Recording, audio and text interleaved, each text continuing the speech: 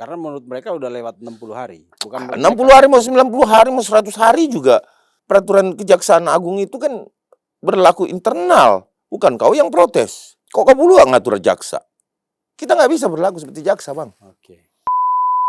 Nanti ditanya lagi jaksa, mana pembandingnya ini teman-teman sangkatan clear kan? Kalau dia, apa? Pantas mereka enggak. Ini aja yang kekancing sudah nih. Ini Iya. kekancing ini. Ini baru satu. Wah, hakim. Ngeri kalau gali. Mereka berusaha Sekarang untuk gini, menghentikan. aku disuruh ngojlok-ngojlok nih. Lu ngomong aja begini-begini nggak apa-apa. Tapi saya nggak hadir di pengadilan nanti. Kan nol. Kini itu semua bahaya itu. Kesaksian palsu itu. Ini Pidana loh. Keterangan di atas sumpah yang tercatat di dalam putusan pengadilan. Ketika kemenangan itu ada berpihak kepada Bapak Jokowi sesuai dengan fakta peradilan. Habis tuh saksi mereka. Pidana semua.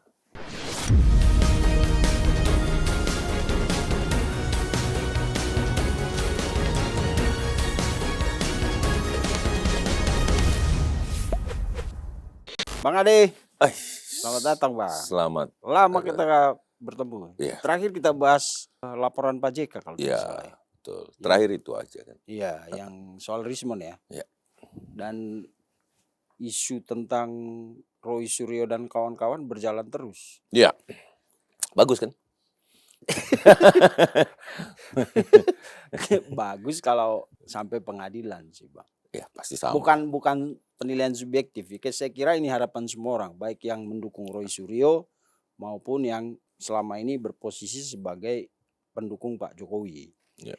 Karena pertarungan kebenaran yang sesungguhnya di sana ya, Ya, di betul. pengadilan. Kalau Betul. di debat dan lain-lain itu kan lebih banyak opini dan persepsi, interpretasi dan lain-lain ya. Betul. Bagus. Kalau mau benar-benar mencari kebenaran ya di pengadilan, nggak Betul. di TV-TV pastinya. Betul, Bang. Dan sekarang orang bertanya-tanya, kok nggak P21 ini?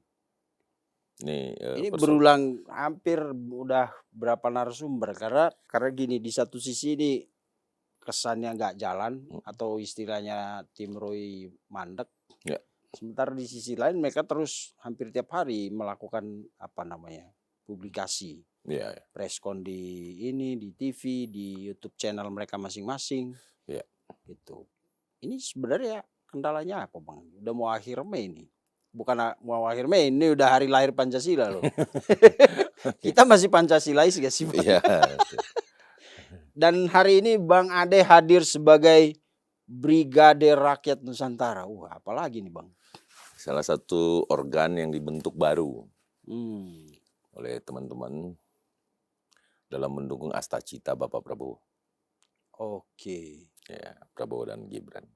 Ini Bang Ade sebagai kemarin ketua harian, yaitu wakil ketua sebenarnya ya. Merangkap ketua harian.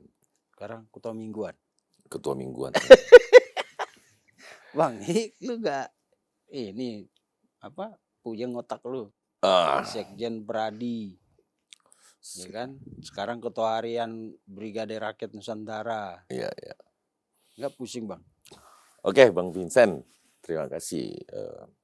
Diundang lagi Bang Vincent untuk berdiskusi terkait persoalan yang terjadi baru-baru ini, konferensi pers dan lain-lain. Pertama-tama saya ucapkan selamat hari lahirnya Pancasila. Dan ucapan bela sungkawa yang sedalam-dalamnya atas meninggalnya Bapak yang kami sayang, Riamisat Riyakudu. Bapak, kakek, dan orang tua kita, ya kita ucapkan semoga keluarga yang ditinggal tetap tabah dan semua amal ibadahnya, baik prestasinya, mendapatkan yang setimpal dari Allah Subhanahu wa Ta'ala. Amin. Jadi terkait persoalan berbicara P21. Ya. P21 itu tidak mungkin bisa kadarnya untuk dihentikan penuntutannya, Bang Vincent. Karena? Yang pertama adalah kita mempelajari berkas, analisa logis dari satu peristiwa perkara pidana itu sangat mudah ditelaah. Baik publik, lawyer, bahkan mahasiswa. Kenapa saya bilang begitu? Mudah ditelaah. Baru-baru ini kan sebelum terjadinya pelimpahan berkas yang keseluruhan ya. Nah, setelah dilimpahkan kan ada petunjuk. Namanya P19 kan. Mengembalikan berkas disertai petunjuk melengkapi. Setelah dikembalikan, penyidik bisa melengkapi apa perintah jaksa. Terus berkas dikembalikan ke jaksa. Pertanyaannya, Bang Vincent, secara logika hukum itu, kalau ada petunjuk dan dipenuhi, menurut Bang Vincent, apakah masuk logika ketika dihentikan oleh jaksa? Berarti kelengkapannya hanya untuk dihentikan penuntutannya? Kan enggak. Bahwa bila ingin dituntut atau peratut menyusun dakwaan, maka polisi harus melengkapi berkas perkara. Kemudian dilimpahkan kembali. Nah, setelah lengkap, pertanyaannya sederhana kan? Kelengkapan yang diarahkan oleh jaksa peneliti itu melengkapi untuk melakukan penyusunan dakwaan atau peratut. Itu. Atau Saudara Kepolisian Republik Indonesia, Anda harus melengkapi, katakanlah 3 kelengkapan yang harus disampaikan, misalkan, untuk saya hentikan penuntutannya. Nah, itu berarti fungsi dari kejaksaan bukan penuntut umum, penghentian perkara dong. Kan dia bukan hakim. Apa sih namanya JPU? Jaksa penuntut umum. Berarti ketika terpenuhi, dia harus apa? P21. Menuntut. Marwahnya di situ. Polisi tugasnya memeriksa, menyidik, lidik, sidik, BAP tersangka. Tugas kepolisian. Itu jelas. Menjaga keamanan, ketertiban umum, kemudian tindak pidana ditangkap. Clear itu. Fungsi polisi. Oke? Kecuali fungsinya berubah. Mengayomi, melindungi bagi para tersangka. Lain itu, bukan polisi punya tugas itu. Oke? Terus kemudian jaksa penuntut umum. Jelas. Undang-undangnya ada, undang-undang kejaksaan, ya kan? Apa tugas fungsi dari kejaksaan? Mewakili tersangka. Dalam hal apa? Melakukan penuntutan. Terhadap siapa? Pelaku tindak pidana. Mewakili pelapor, korban. Mewakili pelapor atau korban dalam penuntutan pelaku tindak pidana. Posisinya tersangka sekarang apa? Pelapor. Terlapor. Berarti ada peristiwa pidana. Berarti pelaku kan?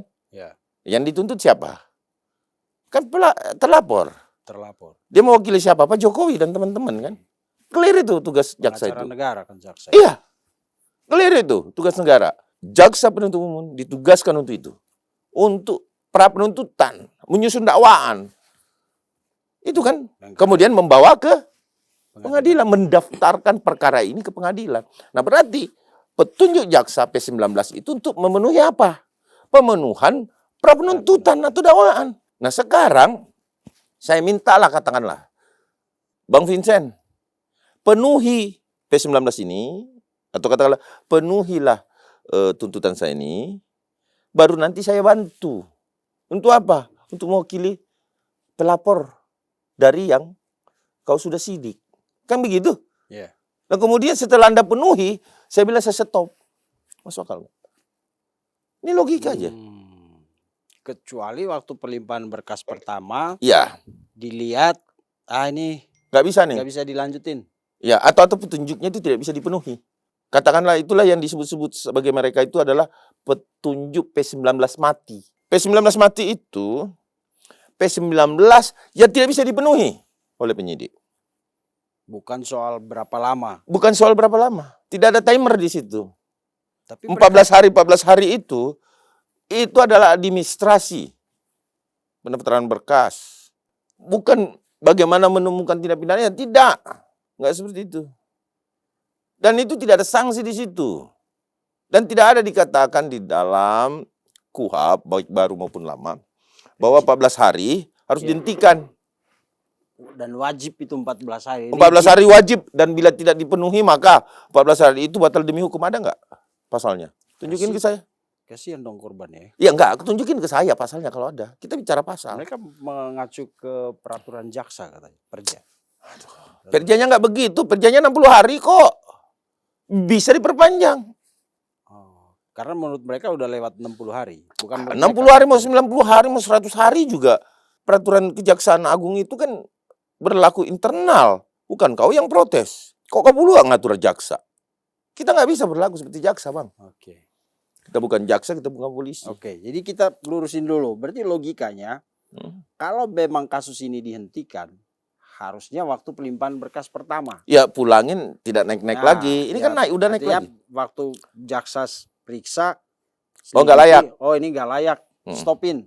Ya. Saya nggak mau naikin ke penuntutan. Iya. Atau dikasih lalu dia minta ngasih petunjuk. Ini harus lengkapin ini. Dan ternyata polisi nggak bisa melengkapi. Ya. Stop. Itu yang dikatakan. Dia akan memberikan rekomendasi P19 bahwa Anda harus menghentikan perkara melalui biaya koordinasi namanya. Dan itu yang dikatakan kasus dihentikan demi hukum. Itu nanti polisi yang meng-SP3 kan, bukan jaksa.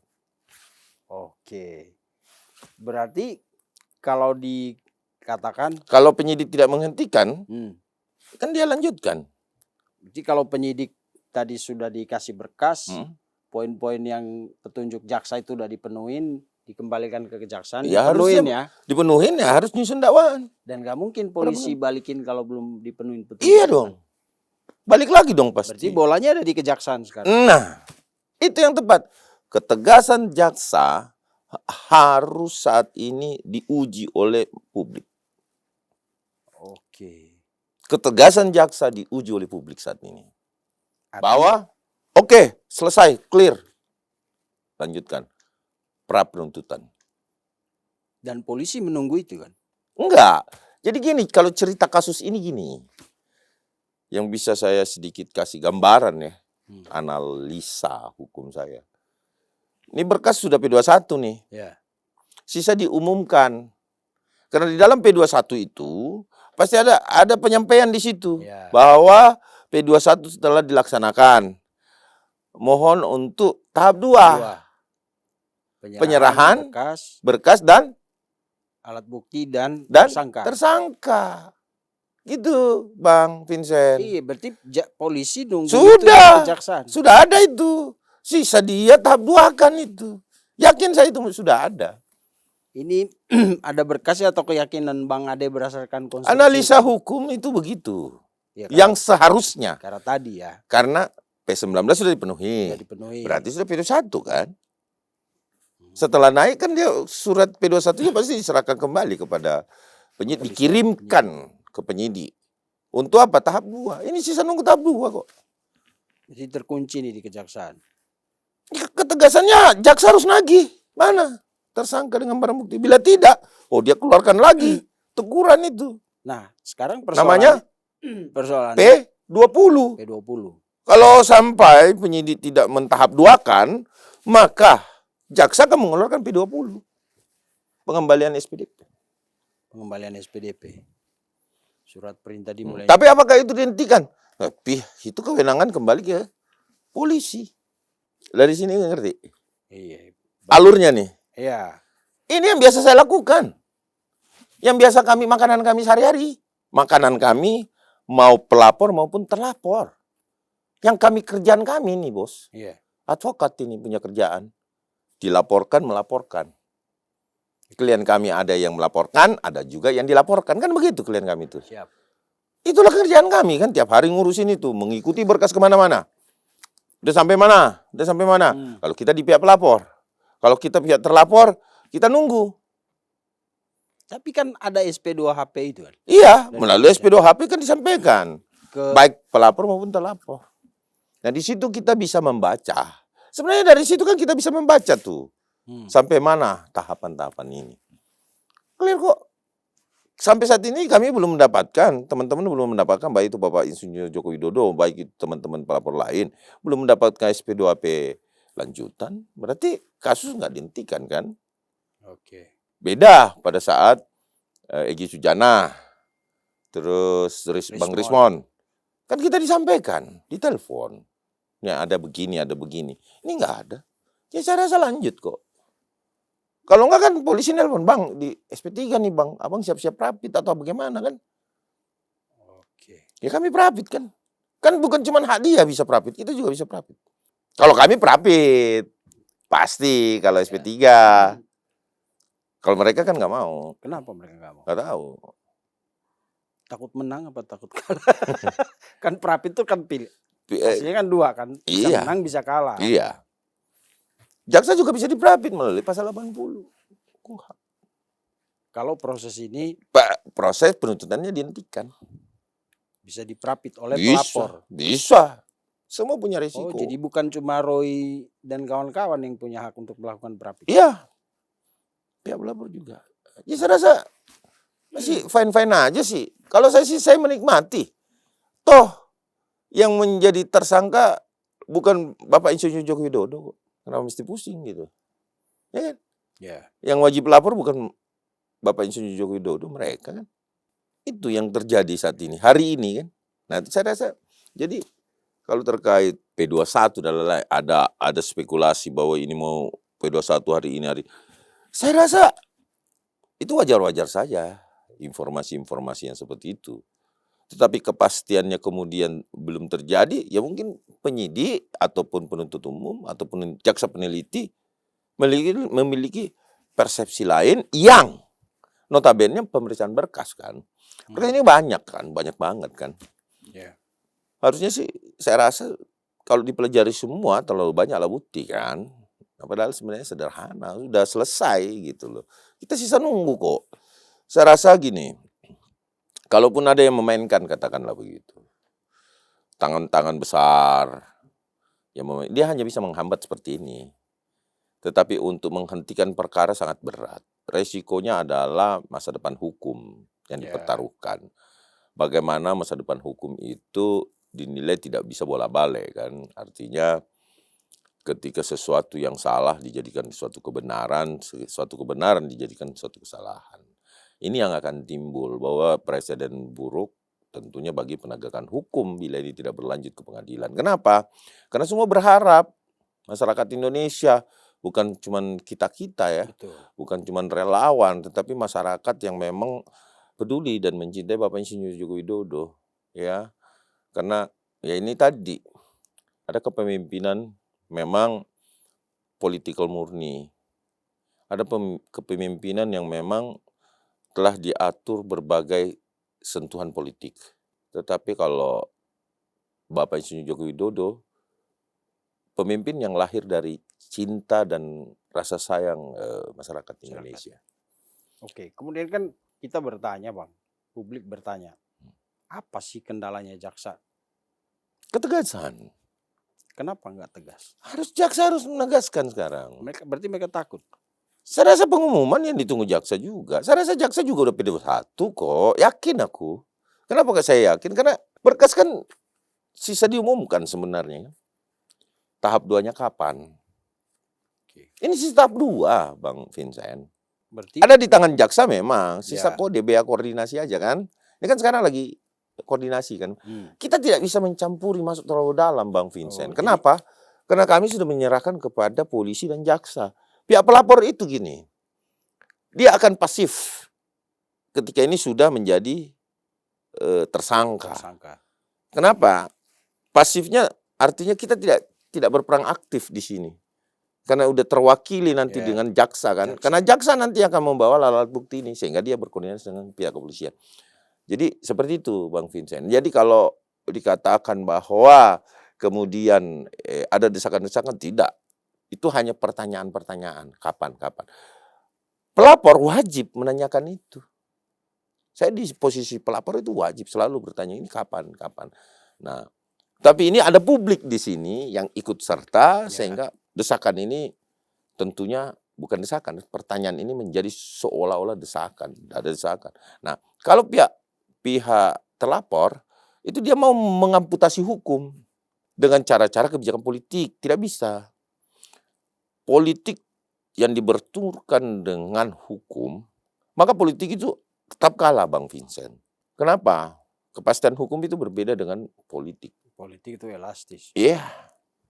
Dia akan mengikuti aturan hukum itu. Saya rasa kita nunggulah. Ya, semakin lama kan persoalan ini kan nggak apa-apa juga kan Bang Vincent. Kenapa saya bilang nggak apa-apa? Kenapa saya bilang begitu? Karena kan yang jadi tersangka bukan pihak kita toh. Oke. Nggak usah galau. Yang galau mereka. Harus wajib lapor terus toh. Nggak apa-apa kan. Berarti yang menunggu kepastian hukum ini kan sebenarnya bukan cuma Roy dan kawan-kawan. Iya, kita kepastian hukumnya gini. Yang kita tunggu adalah bagaimana ini ajangnya dibentuk. Itu adalah tugas jaksa, ketegangan jaksa di sini. Dia bentuk itu arena. Setelah arena ini terbentuk di peradilan, disinilah kita akan membeberkan semuanya. Banyak sekali kejutan-kejutan yang akan terjadi, Bang Vincent. Tentu saksi-saksi juga yang sampai saat ini kita tidak tongolin di kepolisian, itu nanti kita tongolin di pengadilan. Nah, itu mereka pada bersiap-siap gitu. Nah, itu yang membuat mungkin situasinya semakin geram ya kan teman-teman ya. Kapan nih? Kenapa? Karena ada beberapa saksi kita yang akan kita usulkan juga untuk nongol di peradilan nantinya. Oke. Tidak hanya saksi yang sudah ada berita acara perkaranya ya, tapi saksi-saksi yang tentu yang mengejutkan, tentu jaksa akan meminta lagi kan, saksi yang ini dong gitu. Pasti gitu tuh. Itu biasa kita komunikasi kita dengan jaksa tentunya saksi memberatkan namanya ya. Dan itu bukan tebak-tebak buah manggis. Enggak.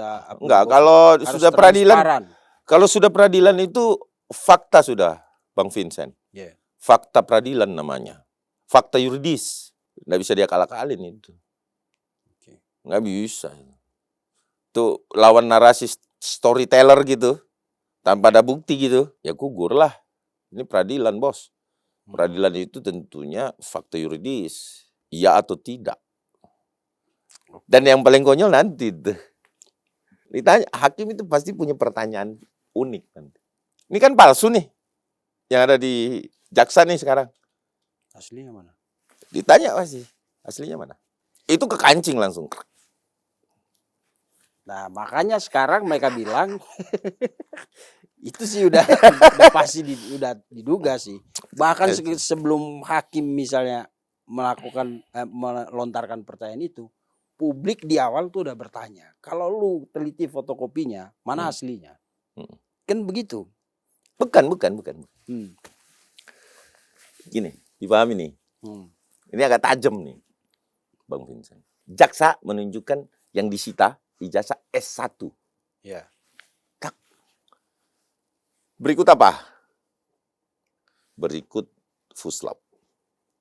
Oh, Fuslap 4, UGM. Iya toh? Iya kan? Iya. Nah, pihak tersangka kalau nanti setelah naik ini menjadi terdakwa pasti menolak ijazah asli ini. Gitu? Iya. Dia kan bilang itu palsu. Hakim sederhana kan? Kalau saya jadi hakim nih, analogi saya. Oke, ini palsu. Fuslap palsu. Aslinya mana? Lalu jawaban mereka memang nggak ada aslinya karena ijazah ini dibuat palsu. Di Pramuka lah, dibuat di Pramuka. Ada siapa? Eko Sulistyo. Iya. Mana Eko Sulistyonya? Bentuknya. Mana bentuknya? Karena yang dibawa kan sebelum kita buat ijazah itu tentu ada sesuatu yang diikuti. Sementara yang mereka pegang fotokopi. Mereka tongolin fotokopi ini ijazah. Iya kan, dia kan bilang palsu yang di jaksa. Aslinya mana? Oke. Gini loh, ini ada uang palsu, ada uang asli. Dua-duanya bawa. Dia kan menuduh jaksa membawa palsu kan? Iya. Ya kan? Alibi di mereka kan? Tak 01. Ya. Pembandingnya? Tanpa bukti penguat. Apa buktinya? Bukti penguat mereka itu sidang-sidang CLS, sidang KIP-nya Bonatua. Kan jaksa bawa asli. Ya, tapi ini kan palsunya mana? Kalau jaksa palsu, aslinya mana? Oke. Dan selama ini kan argumentasi mereka itu. Berarti ini yang palsu katanya kan? Yang di jaksa kan? Kan ini ada puslapnya. Ada bukti dari UGM. Iya kan yang menerapkan asli atau palsu kan puslap tuh. Dari uji kertas. Nanti ditanya lagi jaksa, mana pembandingnya ini teman-teman sangkatan clear kan? Kalau dia apa? Pantas mereka enggak. Ini aja yang kekancing sudah nih. Ini Iya. kekancing ini. Ini baru satu. Wah, hakim. Ngeri kalau gali. Oke. Dan kalau benar, ya, hakim itu diam. Nggak bisa ngomong. Hakim nggak bertanya lagi. Cukup. Dicatat. Gitu aja. Selesai. Clear sebenarnya. Oke. UGM ada kan? Iya. Tanya tahun berapa ngajukan. Nah, ini yang menurut mereka Yang tanda tangan suruh bangun untuk mengakui gitu. Iya. Saya tanda tangan atau tidak. Menghidupkan orang mati gitu. Pertanyaan konyol. Tanda tangannya palsu katanya. Rektornya kan. Dia bisa memastikan dari siapa. Ada saksinya nggak dia? Jangan storyteller. kesaksian anaknya. Anaknya dia lihat tanda tangan kapan nggak? Kini itu semua bahaya itu. Kesaksian palsu itu. Ini, Pidana loh. Ya. Keterangan di atas sumpah yang tercatat di dalam putusan pengadilan, ketika kemenangan itu ada berpihak kepada Bapak Jokowi sesuai dengan fakta peradilan, habis tuh saksi mereka. Pidana semua. Ini yang mungkin Roy dan kawan-kawan tidak siap sampai mereka berusaha Sekarang untuk gini, menghentikan. aku disuruh ngojlok-ngojlok nih. Lu ngomong aja begini nggak apa-apa. Tapi saya nggak hadir di pengadilan nanti, kan nol. Apa yang diomongin berarti storyteller. Ada nggak saksinya? Gitu loh. Ini fakta. Jadi gini lah, kita nggak usah terlalu menjurus kepada peradilan, tetapi kami bisa memprediksi bahwa peradilan nanti akan jalan seperti itu. Tetapi gini, seringkali kita memang kejutan-kejutan itu hadir pada saat waktu-waktu tertentu memang. Dan itu harus dihadirkan dengan fakta-fakta yang ada, Bang Vincent. Kita biasa sidang, kita sangat menghormati peradilan. Dan yang saya ragukan kalau jaksa tidak menahan. Sebenarnya ini kegalauannya jaksa ini saya tahu nih. Kenapa? Kalau melihat gaya, style mereka, ini bisa mengganggu peradilan loh. Mengganggu sidang loh. Kalau saya perhatikan ya, penyidikan aja terganggu. Ini peradilan bisa terganggu. Jaksa harus punya ketegasan di sini, mengambil sikap untuk menjaga marwah peradilan nantinya kan. Kalau ini sih mengganggu peradilan kan bahaya. Nah, salah satu alasan dari penahanan seorang jaksa itu adalah bisa mengganggu peradilan. Ini mindsetnya jaksa ini. Ini kalau nggak ditahan mengganggu peradilan.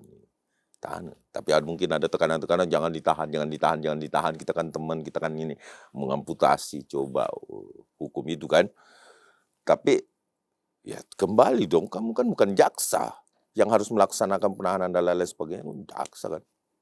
Itu kembali kewenangan jaksa lah. Kita juga bilang tahan, tapi jaksa nggak mau, ya nggak bisa dipaksa kan. Tapi kalau kita bilang juga bahwa jangan ditahan, ya jaksa juga punya pendirian gitu loh. Yeah. Jadi sinilah jaksa-jaksa terbaik diuji nih. Di kejaksaan itu banyak jaksa-jaksa terbaik. Dan ini tidak akan berdampak apa-apa kok. Siapa sih mereka kan? Kalau ditahan pun apa? Nggak ada masalah kok.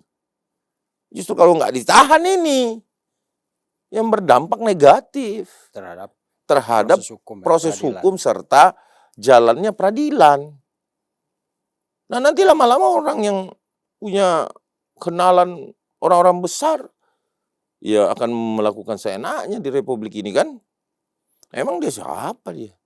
Equality before the law kan. Gak ada. Kalau ditahan jaksa nangis tuh Bang Vincent. Percaya deh. Nangis itu. Emang siapa lu? Kan gitu kan. Ya kita lihatlah, kita nggak mau ngeremehin orang. Tetapi kalau menurut saya nggak ada yang luar biasa kok. Yang luar biasa itu kalau kita menebar kebaikan. Senyum kepada setiap orang, terus membantu orang lain, bergerak demi rakyat. Bukan pada saat pilkada saja. Kita mau kasih 10.000, 20.000, money politics. Habis itu rakyatnya mau ngesot, mau apa, bodo amat, gue udah bayar, kan begitu. Itu namanya pemanfaatan politik kotor kan, money politics kan. Nah elit-elit kan banyak melakukan itu. Dikenal pada saat pilkada atau pesta demokrasi saja. Dalam per 5 tahun. Tetapi kemudian dia melakukan tindak pidana katakanlah seperti itu, oknum-oknum ya, yang sudah terbukti di peradilan. Ya karena seperti itu kan. Nah justru ini, makanya kita sangat miris ketika political will-nya itu seperti itu. Saya yakin bahwa rakyat sekarang kita ini udah terlalu pinter deh, Bang Vincent. Aku aja hadir di sini banyak mengcopy paste dari bahasa netizen kok. Bang ini kan kalau begini nggak bisa nih Bang. Nah, ini kan menurutnya gini. Gitu Bang Vincent. Pak Jokowi nggak perlu menunjukkan ijazah aslinya. Tetapi orang yang menuduh palsu, buktikan kepalsuannya. Kan itu. Itu bahasa PDIP kalau itu. Storyteller. Penyusunan naratif yang bersifat, mohon maaf, tanpa dasar hukum atau fakta yang jelas. Pasti kita pengen ekspresi mengedepankan estetika. Jelas tadi mendengarkan.